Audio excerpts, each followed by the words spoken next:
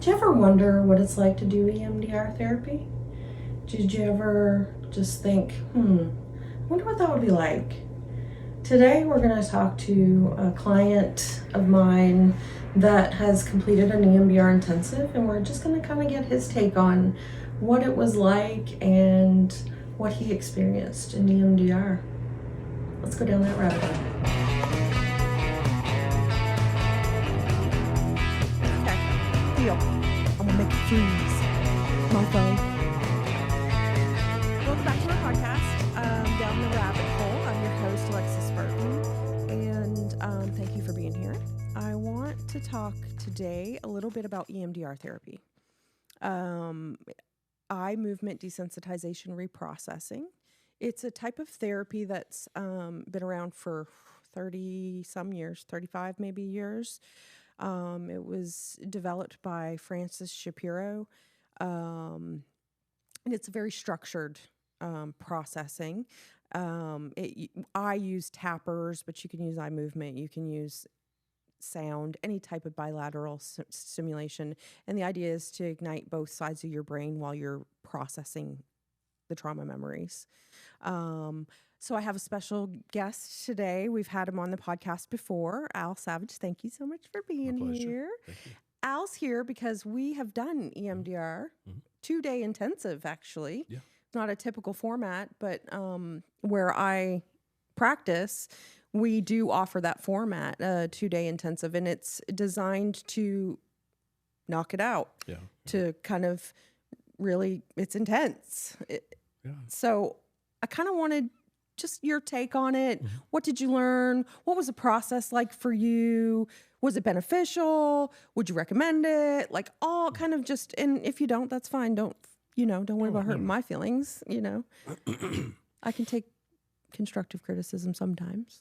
Well, everybody should do it. I think everybody, I've told everybody that I know, you need to do EMDR.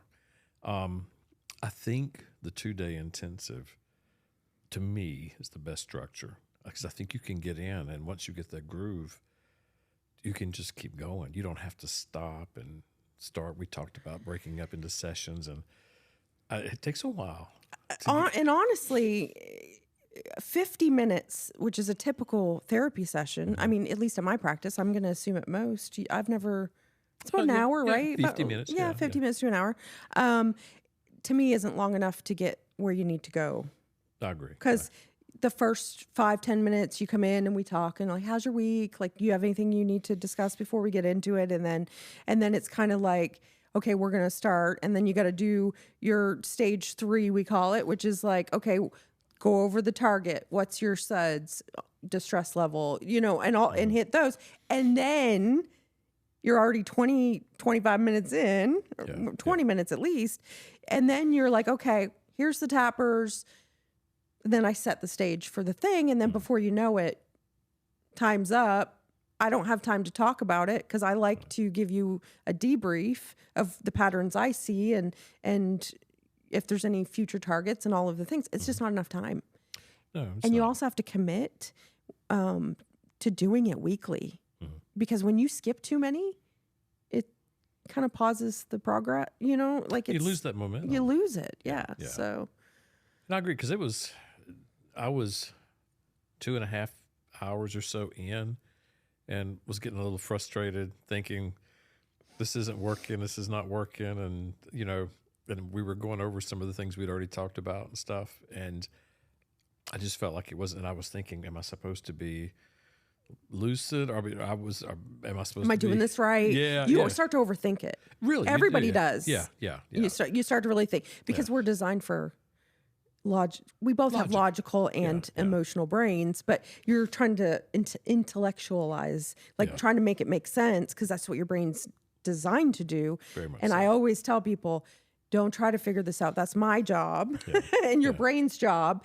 Your job is to just let it flow, and what comes. Yeah. And it could be, and we've talked about this, a memory.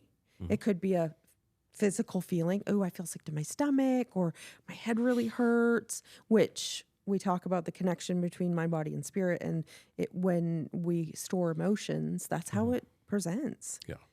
rheumatoid arthritis, autoimmune disorders directly related to stored emotions. Yeah. Fibromyalgia, proven. This is all science, scientifically proven. So I always say, if you randomly get a tick or you like want to raise your hand, like something like that, let that happen. Don't overthink it. It's happening for a reason. Yeah. Your brain's making the connections. And that's a really hard piece for some people to get. Most people, really. Yeah. And you sort of have, especially if you do a little research before, you sort of have some expectations, Yeah. And it's not that. It's, if whatever you read, don't just forget it, because I think the other piece, and I think this is the key piece, is the therapist that's taking you through it. They have to ask the right questions. Cognitive interweaves, we call them. Oh, okay.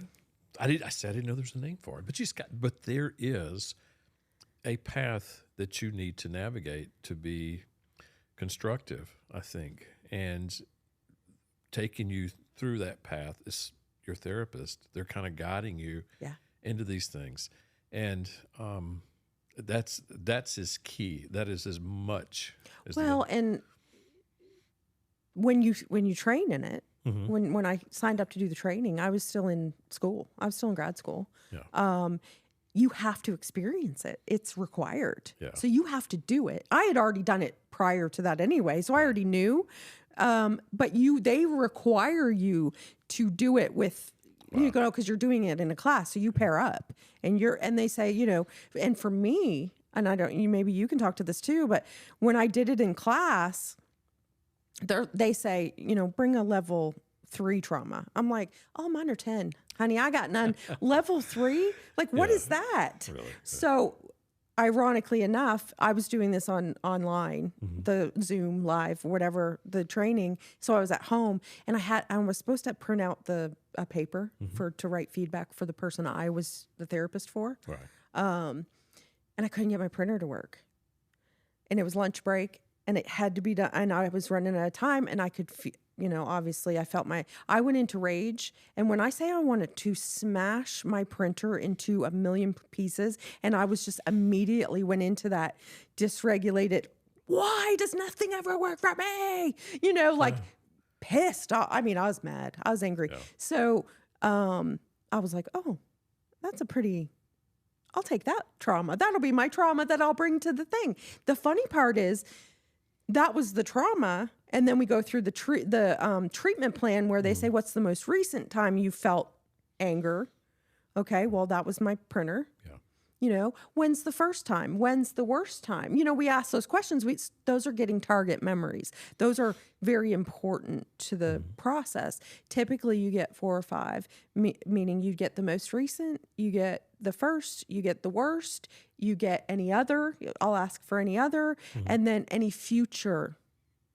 So there's 5 total. Some people don't have future ones that they can think of, or no other ones. So it can be anywhere between 3 and 5, but there's always 3, because there's always the present, the first, and the worst.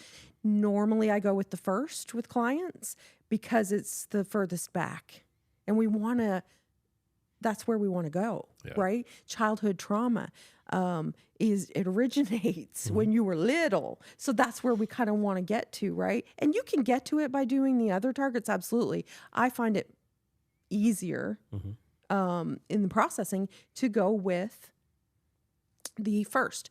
So my first, I can't remember exactly what it was, but it had something to do with my mother. Yeah. No, it didn't. No, that's wrong. It had to do with my divorce, I think. Anyway, it was about relationships in my first and worst.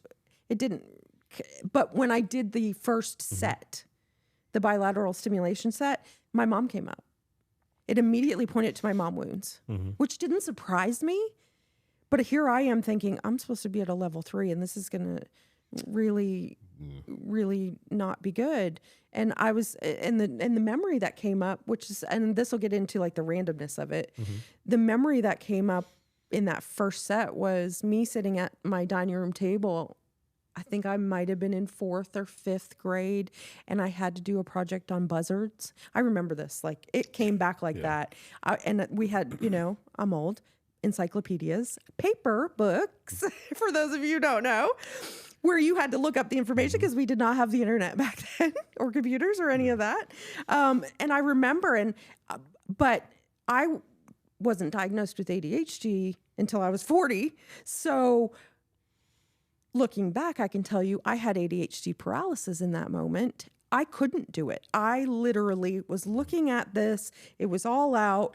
My mom's kind of standing over me in this memory. And I remember feeling like I just can't. I don't know why. I just can't do it. Right?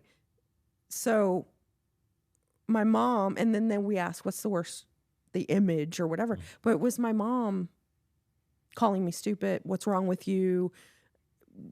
Whatever that was, that hurt. Right? Because I'm sure I was a very frustrating child. I was in trouble a lot. Any attention was attention. So it was kind of like, she was frustrated, and I get it because I'm sitting there and I couldn't tell you why I couldn't do it.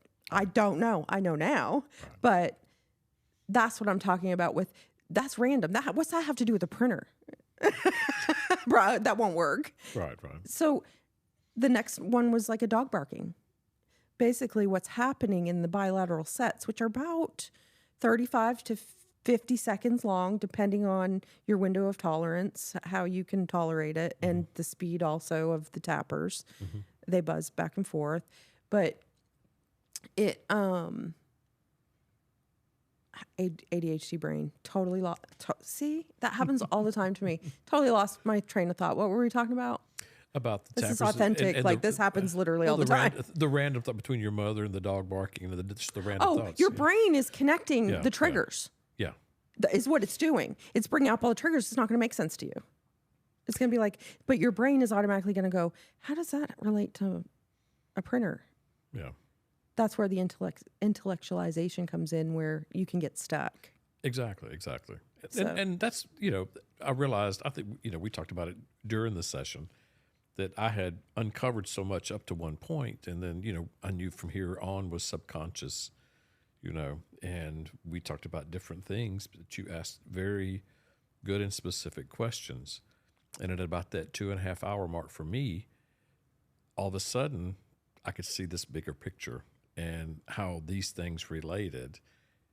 And we discussed that. And that, from a therapist, seriously, I just talked to my boss about this, who also does the intensives that are, her and I both tag team intensives. That right there is why I love EMDR therapy. Though I get to see your aha moments, your light bulb moments, and it just fills my heart because I know the work, the healing that's happening in those moments. Yeah. So for me, it lights me up when that happens. And it always happens, especially in the intensives, more than once, because you had several. Oh, yeah. Several. And I think going in, we had both thought that I was one attachment style, for instance, and I think at the end of the therapy, we realized, no, that's different. That's for both of us. I think it surprised us both. But. Yeah, it actually did. Yeah. And that's happened several times too, where I'm like, oh, wait a minute. It actually happened to me today in session, where it was like, I was going down one path and all of a sudden it just clicked in my head as the client's saying what's happening. Cause I'm writing down, I'm a pen and paper kind of girl. I'm not a computer girl. And I'm writing it down and it just clicked. I always say it's divinely guided for me, because I get these downloads and I'm like, oh. And I said to her something about, does that make you feel unheard and unseen or something like that? And she just went, that's it. That's it. Yeah. That's why. That's it. And it was just like, I get so excited and get giddy, and I'm like, I don't mean to come off that way, but I'm so happy because you have no idea how this is going to change your life. Yeah. And that's a key point too, is going into this, every person across the board, 100%, no exception, was, in regards to EMDR, used the phrase life-changing. There was an interview with Miley Cyrus who had done it, and she said the exact same thing. Little John, Miley Cyrus, Sandra Bullock. I mean, if you need the celebrity confirmation, there are a ton of videos out there of celebrities that have done it, and they're just like, mind blowing. Yeah. Yeah. And- It is. It's and like I said, there were things that I did not realize, that I was holding on to or were shaping things, in my life. Yeah. And so, but then to put them all together, okay, this makes a lot more sense. It makes it make sense. It does. It really does. It connects the dots. And there's only so much talk therapy that you can do. And that's where I had gotten. It's just hilarious because in a couple episodes ago, I talked about that, how when you're dealing with trauma work, sometimes it's almost damaging to talk therapy trauma.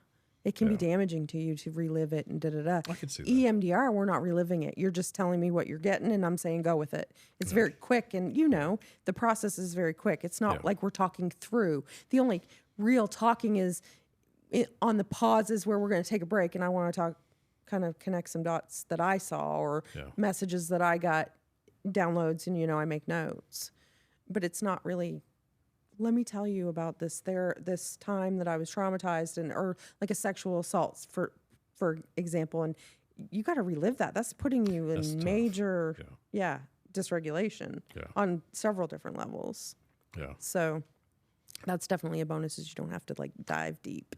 Yeah. And it's, like I said, that you tap into that subconscious stuff too that you couldn't otherwise.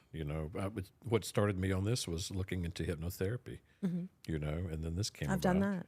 I've participated in that. Yeah, we had talked about that, and but this was, the EMDR was the way for me, and I'm glad I did it. Like I said, I really think I had this conversation with someone today. They knew that I was coming to do this tonight, and asked me what was the topic, and I said, well, we're going to be talking about EMDR, and they asked me, what is that? And so we had this conversation. Yeah. And I said, I think you should do it. I mean, No, seriously. Yeah. I think Everybody.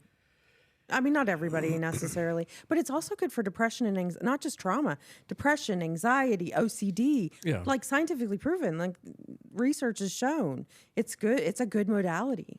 I think, we go to the gym, we try to work on our bodies, we do things, financially, we do things physically, emotionally, or spiritually, but we don't really touch on the emotional stuff. And that's not enough. Not enough. I think that explains why relationships are. What, divorce rate now is 56%. I mean, you're I'm part of that statistic. Well, I am Well, too. so are you. Yeah. Yeah. What did you have any side effects? The twitching went away after a while. I'm just kidding. No, I'm kidding. He's joking. No, I'm kidding. No, I mean, there was nothing. It was, if there was a side effect, it would probably be relief. Less Right. stress. It was a good one. Yeah. I will say, when I talk about EMDR, when I'm explaining it, the two major side effects are you're exhausted afterwards. Well, no, and it's a mental exhaustion. And so I always say, don't do anything to... You need to take a nap. Yeah. Go home and relax. Like, don't sign any contracts. Don't run a marathon. Don't do any of that. Like, just take the rest of the day, even the next day. Yeah, you burn a lot of energy, brain power. It's a lot. You're processing through. And then also you can have really vivid dreams. Did you have? I did not. Yeah. I didn't. I slept like a rock. I've had a couple people that have reported dreams, but not often. That's not really and I never had any like vivid dreams when I did it, when I did. Yeah. So. Yeah, you'd mentioned it, but like I said, I did not. I processed it. That was one of the things we talked about too. For the next probably 24 hours, a lot of random thoughts popping up or things like, and connecting those dots, more dots, because your brain's still doing the work. Yeah, exactly. Even after we're done in the session, for 48 hours, really, your brain is still reprogramming, basically, redoing those connections. Yeah. So you're going to have those private aha moments. That's exactly right, yeah. Oh, that makes sense. Yeah, that's the phrase I was going to use, was those aha moments. I remember the next day going, just out of the blue, something I had forgotten. It made you make sense. But it did. It fit into that's like an arc. If you look at it, that's how I saw it, was just like an arc. and all these things tied together in that arc. Yeah. And it's like, oh, okay, that's how I got here, you know? Yeah. It's a fabulous form of therapy. It is. I really, once every few years or so, I really think people should do it. I just, Oh yeah. And oftentimes when we're in, especially intensives, Mm-hmm. even non-intensives, weekly sessions, other targets will come up. Like normally we pick a target and we're like, for you, I think it was your attachment, your anxious Yeah. attachment, right? Yeah. So that led us down all kinds of different rabbit holes. True. But because it was an intensive and that's like 16 hours, like we go, an intensive is from like 9 to 5. Of course we take lunch. One day you come back, you do the same thing the next day, Yeah. with breaks here and there. And of course, if you need a break or need to go outside and get fresh air, and some people do because Yeah. it can be very triggering. Yeah. And that's the whole idea, is to keep one foot in and one foot out of fight or flight so you can reprocess the memory, Yeah. right? We don't want you fully in because that's not going to do any good, but you have to be slightly triggered in some way to get there. Yeah. I mean, it was a gamut of emotions, through those 2 days, Yeah. And back to your point on that, though, if you're going to do it, I really think the intensive, It's- it really it pays for itself in that. And I have this conversation with client. I had it this week actually with a client where she was like, because it's more expensive, but it's 16 hours of of processing. And at our which you didn't take advantage of, you have the option to spend the night because Right. it's a whole house that with the kitchen and all the things. So, which I highly recommend. Just you don't live that far, but just so, especially if there's kids or some distractions in the household, just for that night where you just need to really. Well, I live alone, so that So you didn't really have to worry about those Correct. kind of things, Correct. but I think it's important to dive in and to be able to get to it. Yeah, when I said, it But pays you have for to be itself. committed. Yeah, I wasn't referencing the monetary aspect as much as it was that the dividends you get from just getting in and getting the work done. Well, in the monetary aspect too, I have to address too, because it's basically the same cost. It is. It's just you're paying it all at once versus over 16 weeks or whatever. Yeah, correct. However many weeks, like it's not that it's more expensive. It's just an upfront cost. Right. And people see it, they're like, woo. And it's not like it's 10 grand or anything like that. It's just a couple $1,000s or whatever it is. And which I can't even tell you at this moment in time, because it's been a hot minute since I've done one. Yeah. So you have to explain those pieces. Because clients, if you're not ready, you're not ready. It's okay. No, and that's. And I'm glad you brought that up too, because we had talked about it, and it was probably 2 months. Yeah, we met for 2 solid months weekly. Yeah. So I could get your history, and because that's stage 1 is history taking. Yeah. And to know that your window of tolerance was where it was at, and you had the skills. If you did go into full fight or flight, you didn't like disassociate or do all those things. And there's a whole bunch of assessments that I gave you beforehand. The PHQ-9, the PTSD assessment, the disassociation assessment, and the ACE, adverse childhood experiences. Because the more I know about where you came from, the easier it's going to be for me to guide you to navigate that. So there's a whole bunch of pieces that people don't realize behind the scenes, even on my end. So you probably didn't even know that the prep work. Right. Because the last thing I want is to get somebody in there that's not ready. Like they have to be ready wholeheartedly. Not everybody needs 2 months, but I don't know. I feel like we just needed. We did. We covered. And we also did a lot of other therapeutic work in those 2 months of just connecting some dots on our own and like getting to the point where we knew what to narrow your target. Well, and through call in the first podcast that I did with you, what prompted me was the ending of a relationship and the attachment style. And so that really had to be processed out so that wasn't the focus of the EMDR. And you said that was the missing piece to your previous therapy Correct. that you did, like without the therapist before me or whatever. Yeah. That you got through to a point, and then we discovered that missing Yeah. link of this is an important piece of this. We need to really address this. Yeah. And you said something a while ago, and to piggyback on it, I had healed over the years and worked through, and gotten to a point in my life and was doing very well.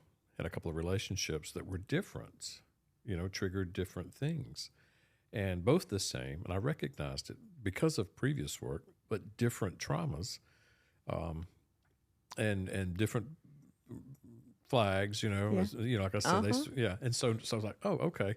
So now we got something else to deal with. So you may take the EMDR and go through it and work through these things, and then in your next relationship, Could be a different trigger. It could be a different trigger. Yeah. Wholeheartedly. We talked about, actually, to further that, even with the love languages, which we talked about. Correct.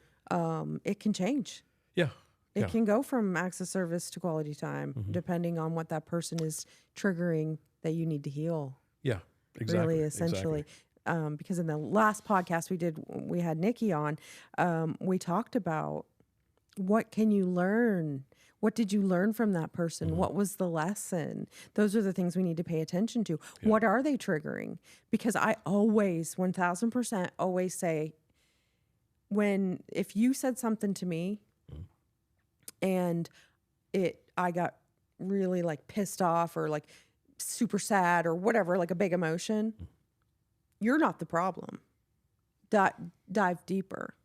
Yeah. And I'll give you a recent example of relatable experience maybe.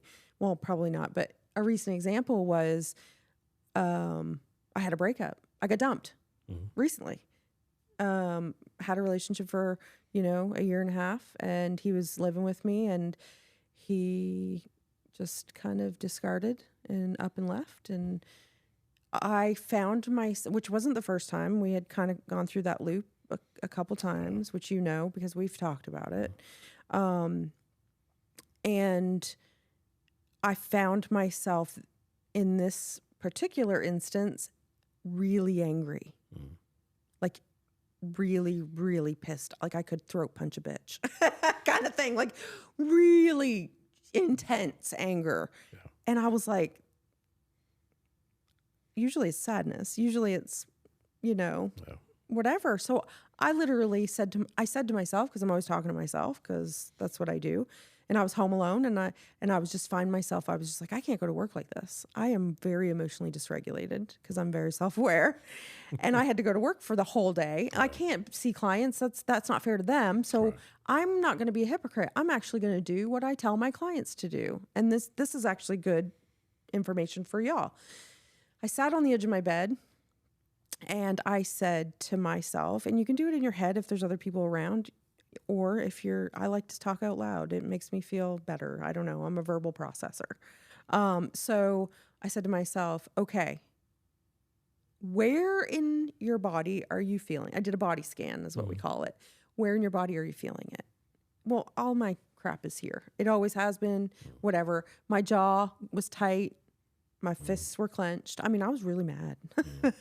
And then, okay, so I got that feeling and I felt it and I sat with it for a minute, the physical feeling of it. And then I said, what's the feeling? Well, anger, rage, duh. But I still ask myself, what's the feeling in case it changes? Rage, anger. Well, rage, anger is a derivative of hurt, right? So maybe some of you don't know that, but it's a derivative of hurt. So, and this is a prime example of the ego stepping in and me telling it to piss off. Then I said, okay, why? Why are you so angry? Well, my ego pops in and says, 'cause you got dumped. Literally, that's the words that happened in my head, literally word for word. And I literally did this. I was like, fuck off. I know. I already know that. What's the deeper reason, right? prompting my intuition to hopefully kick in. And I sat there for a minute and I had an aha moment. It was rejection. I was rejected. Okay. So the hurt was rejection, which makes sense. You get dumped, Absolutely. right? Yeah, of course. I felt rejected in the moment. And then I asked myself, it's not doing EMDR, but it's the same questioning of, when's the first time I ever felt that way?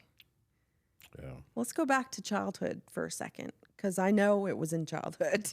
I can't tell you a specific moment in my childhood, but I know I 1000% grew up feeling rejected constantly.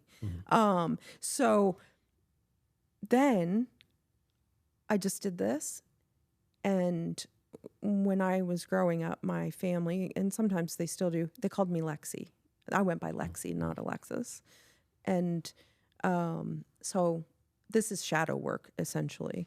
So I knew that these intense emotions was my inner child screaming to be heard and seen and loved. Yeah. And I knew that because of the work I've already done. And I just sat there like this, and I was like, okay, Lexi, what do you need? What can I do for you? And literally, little Lexi, and I'm going to cry saying this, she came out and she said, I just want to be heard. I want to be validated. And I validated it. This sucks. Yeah. This feeling sucks. This is awful. This doesn't feel good. I'm so sorry, but I'm here for you and I'm not going to abandon you. And those are the things I said out loud. I swear to God, if anybody was listening in my house, they would think I was crazy, because I literally have full-blown conversations like that. I think it's important to communicate with yourself. And immediately I gave myself a hug and the feeling just went. I thought, I'm going to have to tell a whole lot of people about this process. I already knew that I was meant to tell people about how I processed it. And I'm sure other people, it's not a new technique or anything, but with that relatable experience piece and validating, sitting with the emotion, validating it, feeling it, even if it's 10 minutes, that's what we need. It is. So it really is. That's kind of where I don't even know why I even see ADHD at its finest. I don't even know why I even told you that story. What was it connected to? Authenticity, people. This is like real life, legit brain farts constantly. But all that to say, there's tools for you to use if you're feeling really heightened or in serious fight or flight. Which is what's happening when you're in. And I think, back to your point of what triggered that, was the relationship, and regardless of the work we've done, but the purpose, like you said, was we have those tools, hopefully, as we go forward, to recognize things and start to address them before they don't stuff them. Right. Feel it. Yeah. Release it so you don't get fibromyalgia and all of the. No, you laugh. Rheumatoid arthritis. That gets proven. Oh, I know. Literally, and it's crazy to think it is that not releasing and feeling the emotions will literally wreak havoc. Mind, body, and spirit. It's all interconnected. If one's off, they're all off. Right? It's an equal. It is. Yeah, it's an equal pyramid of. They all are connected, So, any other takeaways from EMDR therapy for you? No, it's, I still think about some of those things. Once again, it helps me recognize certain patterns. It just like everything else. Self-awareness. It sharpens you. It sharpens you, so that when you see things, you're not 2 weeks into a relationship or something like that. You see it at the first meeting, So. Yeah, and and then it's not a circus. Avoid the red flags. Yeah, and that was one of the things I think we talked about first time. Was when you've never been taught or trained or know how to self-regulate or or even set boundaries or what flags are normal. Because if this was normal growing up, And to me, unless you've had a therapist for a parent, yeah, ain't nobody I know ever been taught how to emotionally. I have full-grown adults in sessions that can't even name their emotions. I don't know. I think that is overall. Once again, I think that's why divorce rates are where they are. You know, and we think about divorce rates, but just think about all the couples that break up every day. You know, not married, just relationships, long relationships. You know, that end. I know. I just went through it. Yeah, and that's the point. You know, so it's a bigger epidemic than what we see with just divorce rates. You know, it's people need EMDR. I really think that. I don't know that I would, if me personally, if I were to go to therapy, I would want any other modality. No, Personally, me yeah. going to therapy to see my therapist. I don't want any other modality. No. I think you reach a point. It's like everything else too. You know, you start off in baby steps. You know, if you've never been to a therapist, you know, you establish that relationship. You know, you interview and you find the one that you're comfortable with and you have the rapport with and can relate to, and you set those ground rules and start those things, you know, flowing, and then you start to narrow it down. And when it's time, you know, you take that step, and then as you mature or grow through or go down the road, you'll come up with something else will come. Yeah, you'll have to address 100%, it. yeah. Always. But that's just life. Though. That's exactly. Yeah. It's just It's life. never ending. It's not supposed to be. No. You don't want to be stagnant. No.